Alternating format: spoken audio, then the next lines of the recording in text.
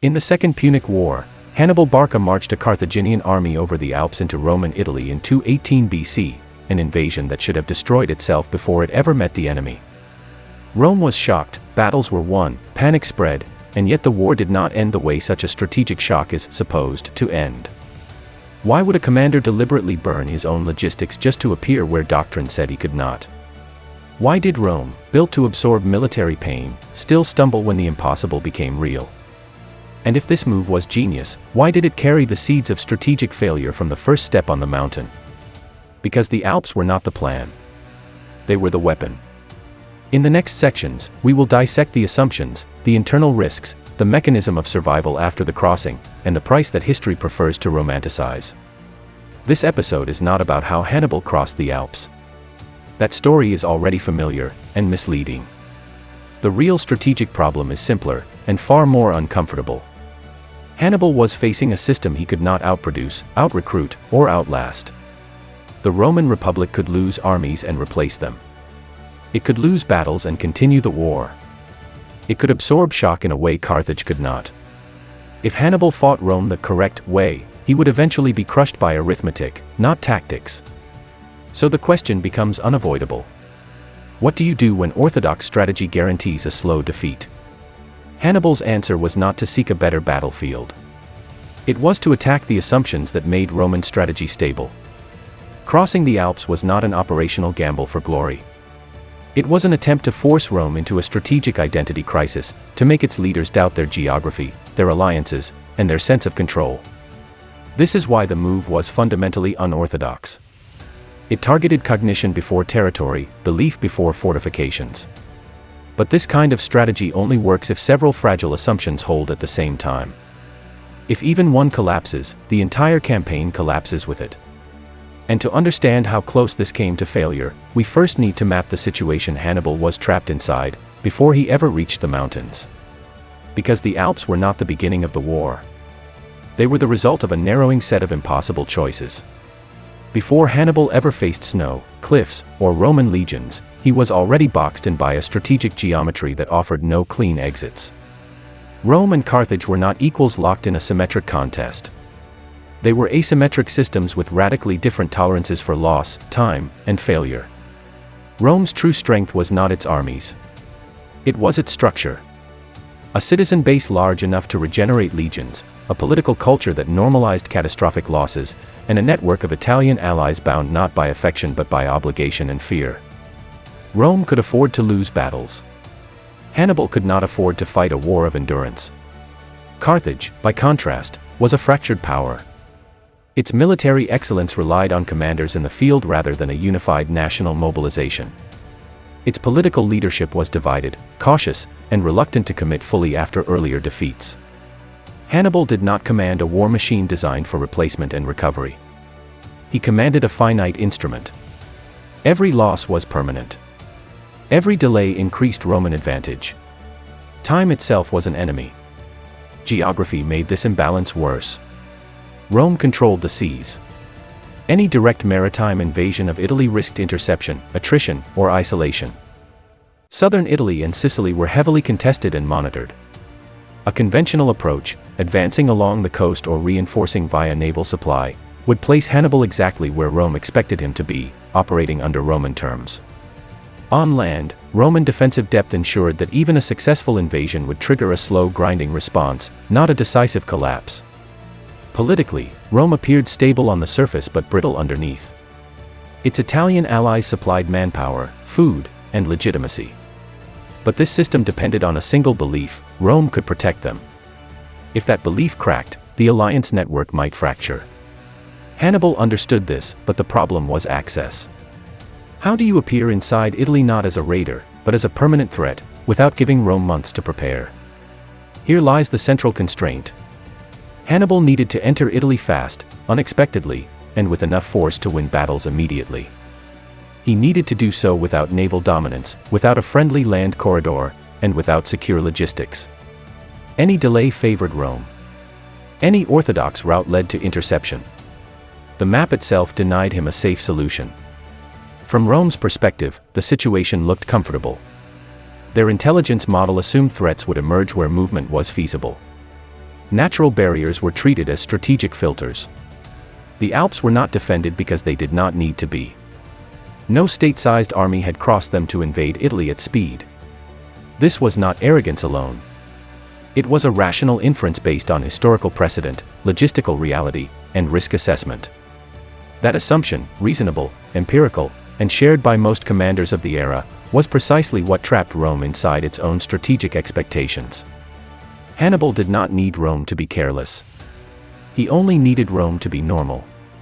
And inside the closed system of constraints, with every conventional option leading towards slow defeat, one path remained, not because it was good, but because it was unthinkable. And it was from this dead-end logic that the idea of crossing the Alps began to look less like madness, and more like the last available move. Military doctrine in the ancient Mediterranean was built around control, predictability, and sustainment. Armies moved where supply could follow. Campaigns unfolded along known corridors. Commanders avoided terrain that erased formation discipline, slowed communication, and dissolved command authority.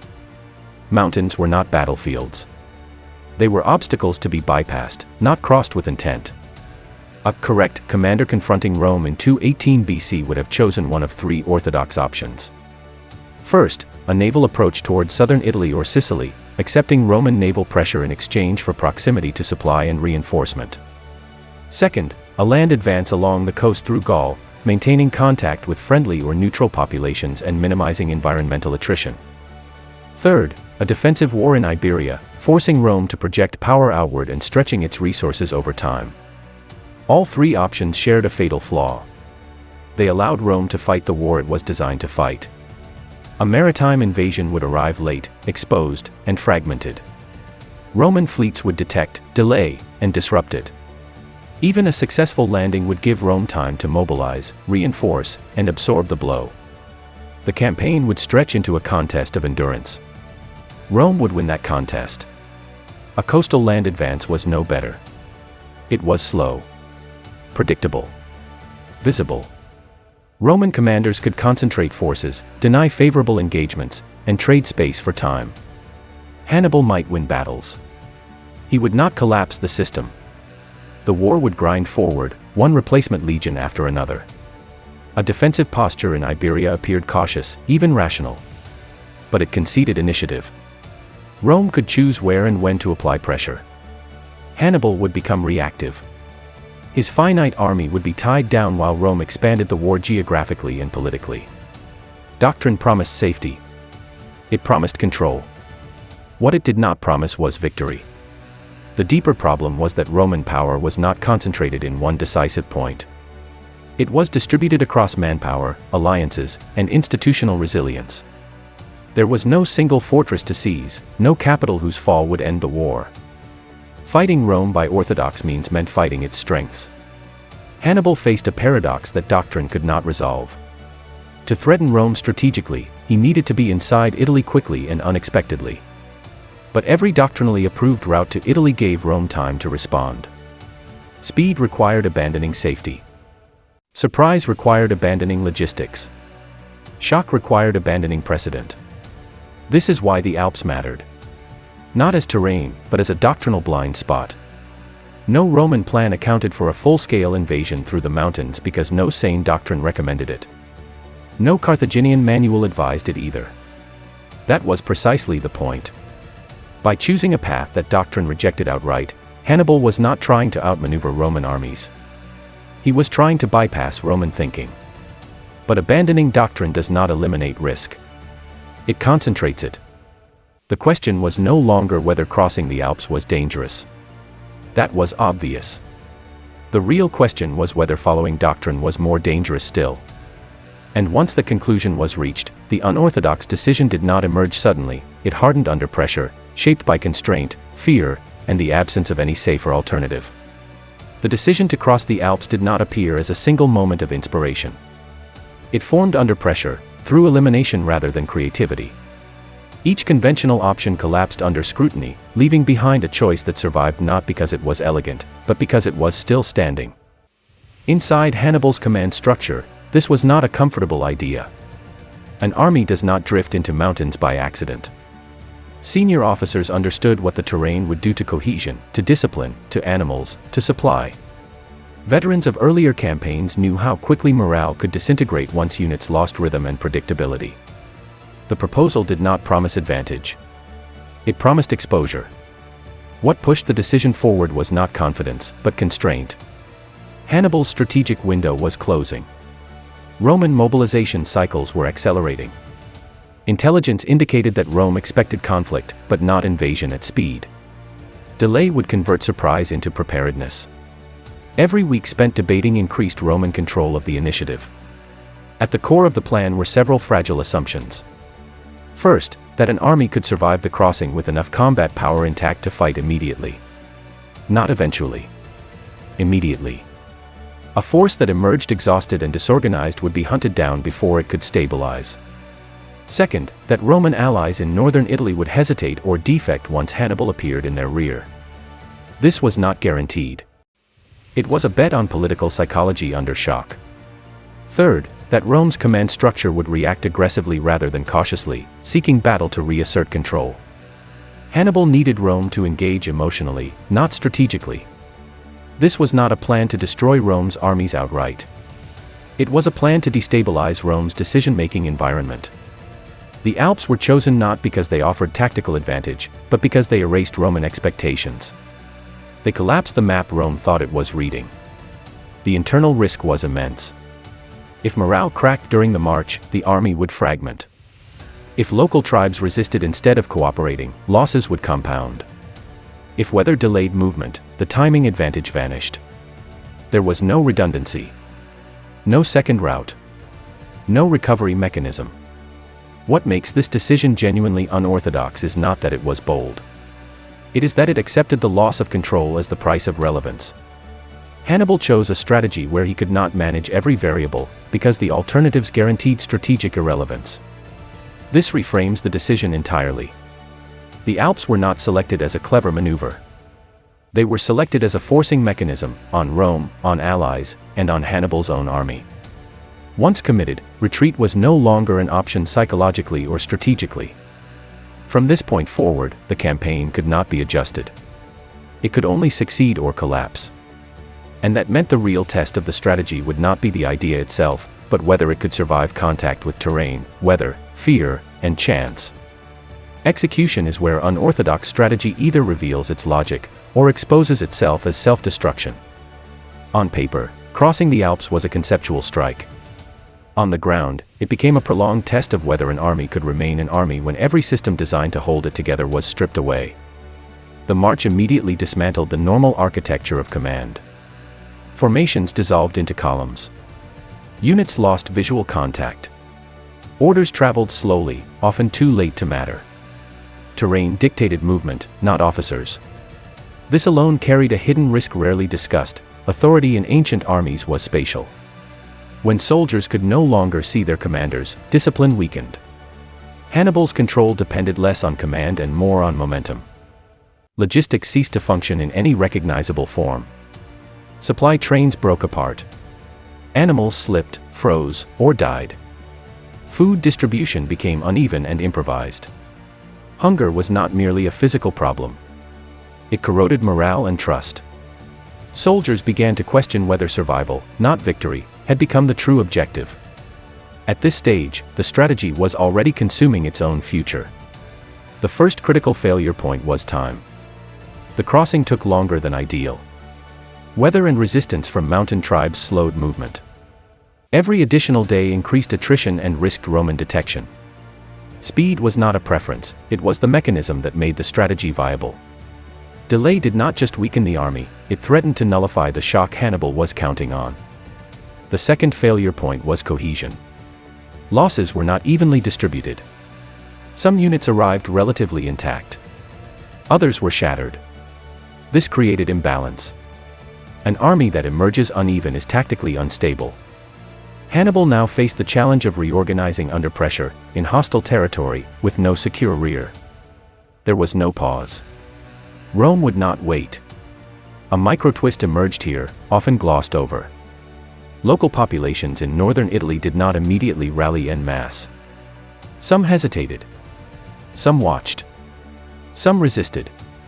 Hannibal's assumption that shock would automatically translate into support proved only partially correct. This forced him to divert attention and resources to stabilize his position instead of pressing advantage. The window narrowed further. Another risk was psychological fatigue. Soldiers had survived something that doctrine said should kill them. That can produce confidence or fragility. Victory narratives had not yet formed. There was only exhaustion. Hannibal needed immediate success to convert survival into belief. Without it, the army might fracture from within. Execution also revealed the most dangerous feature of the strategy: irreversibility. Losses in the mountains could not be replaced. Equipment could not be restored. Animals could not be conjured. Every kilometer forward locked Hannibal deeper into a campaign where margin for error approached zero. And yet, the strategy did not collapse. Not immediately. Hannibal emerged into Italy with enough force to fight. Not comfortably. Not sustainably. But sufficiently. This is where the strategy seemed to justify itself. Rome had not prepared for this vector. Commanders scrambled. Intelligence lagged. The map no longer matched reality. But this apparent success masked a deeper structural problem. The strategy had succeeded in arrival, but not in transformation. The Roman system was disrupted, but not dismantled. Hannibal had achieved presence. He had not yet achieved leverage. The execution phase exposes the truth often hidden by romantic retellings. Crossing the Alps was not a singular heroic act. It was a sequence of near failures that accumulated strategic debt. Every problem solved consumed resources that could not be replaced. Every improvisation bought time at the cost of endurance. The campaign survived its most fragile phase, but emerged weaker than the logic of the plan required. And once Hannibal stood on Italian soil, the burden of proof shifted, because now Rome had to decide how to respond, and whether to play the game Hannibal was forcing upon them. Rome did not panic because it was irrational. It panicked because its strategic grammar had been violated. An enemy army was inside Italy without having passed through the gates Rome had spent centuries reinforcing. The problem was not Hannibal's presence alone. It was the implication that Roman geography, long treated as a strategic asset, had failed. The first Roman reactions were driven by restoration, not adaptation. Commanders sought to reassert control by forcing engagement. The assumption was simple and deeply ingrained: a foreign army operating without secure logistics must be fragile. Find it. Fix it. Destroy it. This logic was not foolish. It was doctrinally sound. It was also exactly what Hannibal needed Rome to believe. Roman intelligence struggled in this phase. Information arrived fragmented and late. Reports from the north contradicted established threat models. There was no shared understanding of Hannibal's condition, his numbers, or his intent. In the absence of clarity, Roman commanders defaulted to precedent. Precedent said that decisive battle restored order. This is where Rome reacted incorrectly, not because it was incompetent, but because its system rewarded confidence over caution. Roman political culture favored action. Delay looked like weakness. Avoidance looked like fear. To not confront Hannibal risked signaling vulnerability to allies already watching closely. Hannibal exploited this pressure. He did not need Rome to misunderstand everything. He only needed Rome to misunderstand him. His army appeared battered, isolated, and desperate for supplies. That image encouraged pursuit. It encouraged engagement. It encouraged Rome to believe that one or two hard blows could end the problem. The deeper misreading lay in Roman assumptions about sustainability. Rome believed Hannibal was racing against starvation. In reality, Hannibal was racing against time, but for a different reason. He needed Rome to commit emotionally before it committed strategically. Every aggressive Roman move validated his premise that shock would trigger overreaction. At the same time, Roman command structure worked against rapid recalibration. Authority was divided. Command rotated. Lessons learned in one engagement did not always translate into immediate systemic change. Rome could adapt, but not instantly. Hannibal's strategy lived inside that delay. Yet this phase also reveals the limit of the unorthodox approach. Roman losses, even when severe, did not destabilize the Republic. New legions formed. Allies hesitated but largely held. Rome began, slowly, to learn. It stopped chasing annihilation and started managing exposure. The very flexibility Hannibal sought to break began to reassert itself. The Roman response, initially misaligned, did not remain static. Once Rome accepted that the war would not end quickly, it shifted posture. It absorbed shock. It stretched the conflict. It refused to give Hannibal the decisive engagement he needed to convert presence into collapse. This moment marks the strategic inflection point. Hannibal had succeeded in forcing Rome to react incorrectly, temporarily. But the Roman system, built for duration, was beginning to adjust. And that raises the most uncomfortable question of the entire campaign: what happens to an unorthodox strategy once the enemy stops being surprised? Because from this point on, the war would no longer be decided by audacity, but by endurance, and by who could afford to keep paying the price.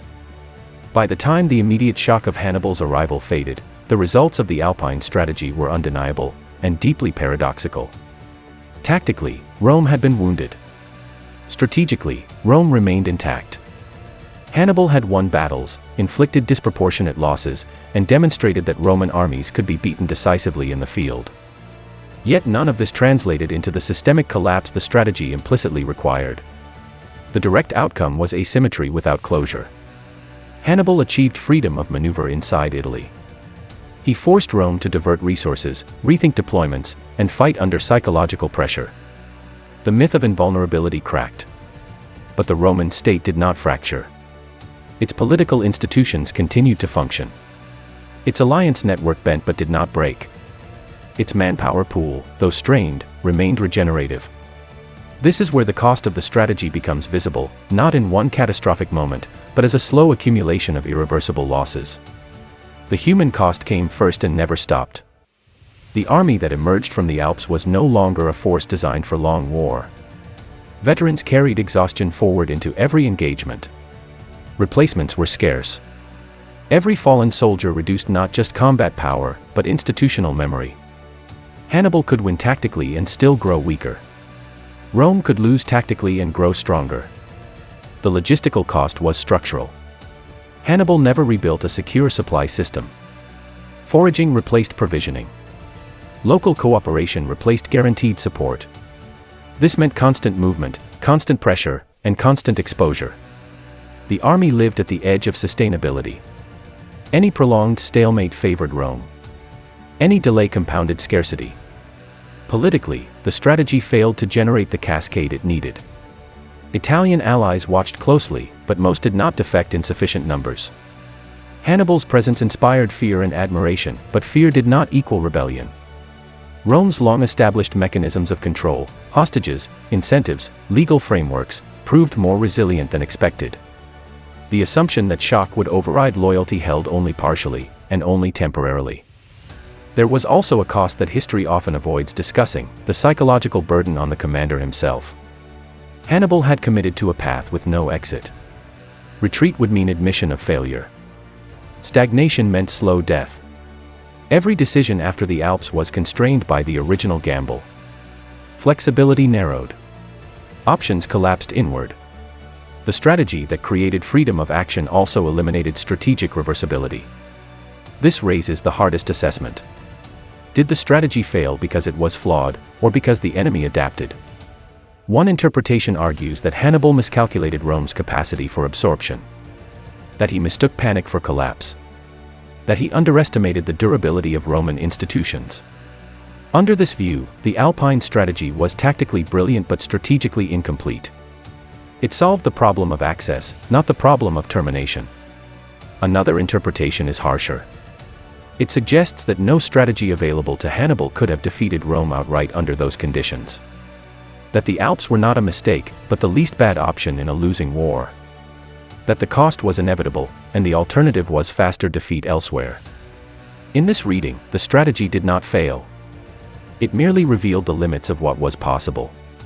What cannot be denied is that the strategy consumed its own future. It front-loaded risk, shock, and loss in exchange for tempo. Once tempo was gone, there was nothing left to trade. Rome could reset. Hannibal could not. The outcome, then, is not victory or defeat in the conventional sense. It is exposure. Exposure of how far audacity can carry a weaker system, and where it inevitably breaks.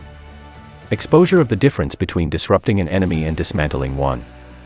Exposure of the cost of betting everything on the hope that surprise will do what force cannot. Hannibal's campaign after the Alps became a study in diminishing returns. Each additional success yielded less strategic leverage. Each year of survival required greater effort. The initial brilliance cast a long shadow that made the eventual stalemate feel like failure, even when measured against impossible odds. This is why the strategy remains debated. Not because its execution was unclear, but because its meaning is uncomfortable. It challenges the idea that genius guarantees outcomes. It forces a confrontation with the limits of unorthodox warfare when faced with a system designed to endure. And that leaves us with the final task, not to judge the decision as right or wrong, but to understand what it truly represents. Because to decode this campaign fully, we must step back from the events themselves and ask what this strategy actually teaches us about power, limits, and the price of breaking the rules. At a distance of 2 millennia, it is tempting to treat Hannibal's Alpine crossing as a question of brilliance versus failure. That framing is too small. The strategy does not belong to the category of moves that win wars. It belongs to a more uncomfortable category, strategies that exist only because all orthodox paths lead to certain defeat. The campaign was never about defeating Rome in battle. It was about rewriting the conditions under which Rome made decisions. Hannibal understood something fundamental that doctrine often obscures: wars are not decided only by force ratios, but by whether a system can be forced to behave against its own long-term interests. The Alps were a tool to test that possibility. This strategy shattered several assumptions at once. It broke the rule that geography is a stable defensive asset. It broke the rule that logistics must precede maneuver. It broke the rule that a weaker power must conserve strength. In doing so, it demonstrated a brutal principle: sometimes survival requires violating the very rules designed to preserve you. But the campaign also exposed a second, deeper truth. Unorthodox strategies do not eliminate structure. They only exploit its rigidity. Once the structure adapts, the advantage collapses. Hannibal's plan depended on Rome reacting emotionally, urgently, and predictably. When Rome learned to absorb shock, avoid decisive battle, and stretch the war, the logic of the strategy inverted. What had once been an asymmetric advantage became an asymmetric liability. The lesson is not that shock is useless. It is that shock has a half-life. It decays the moment the enemy accepts the new reality.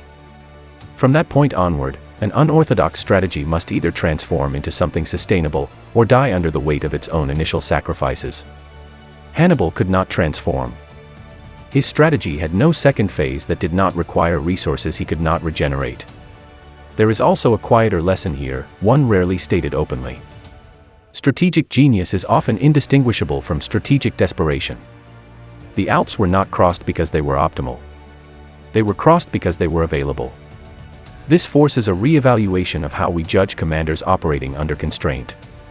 Sometimes the most radical decision is not an expression of confidence, but an admission that all safer options are already lost. Most importantly, this campaign reveals the difference between disruption and destruction. Hannibal disrupted Rome.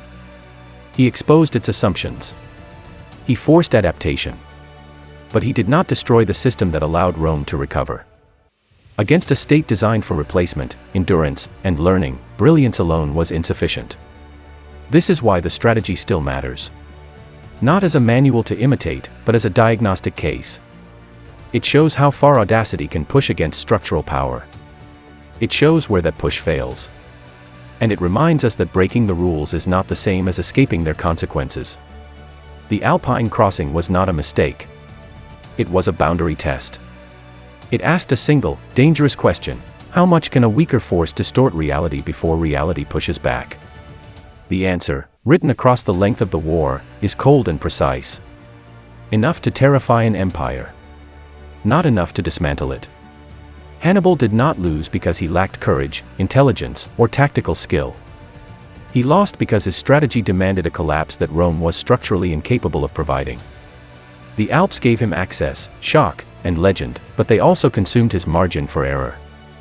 In the end, this campaign stands as a warning embedded inside a masterpiece: when you break every rule to stay relevant, you must also find a way to survive once relevance is no longer enough. Some strategies change history.